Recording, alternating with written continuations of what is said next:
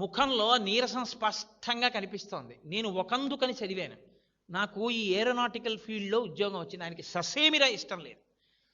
ఆయన నీరసంగా కూర్చుంటే అలా వెళ్ళిపోతున్నారు స్వామీజీ. ఆయన రాసుకున్నారు, మీ అందరు చదివి ఉంటారు, వింగ్స్ ఆఫ్ ఫైర్. ఆయన ఈ పిల్లాడిని పిలిచారు, అబ్దుల్ కలాం గారిని.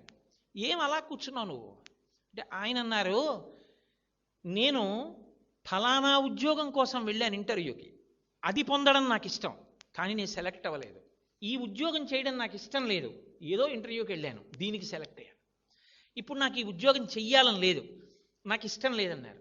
అంటే ఆ రోజున ఆ స్వామీజీ ఓ చిరునవ్వు నవ్వి అన్నారు, నువ్వు కోరుకున్నదే నీ జీవితంలో దొరకాలని ఎందుకు అనుకుంటున్నావు?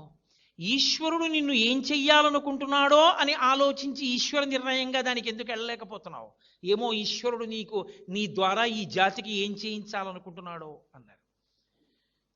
ఆ మాట ఆయన మీద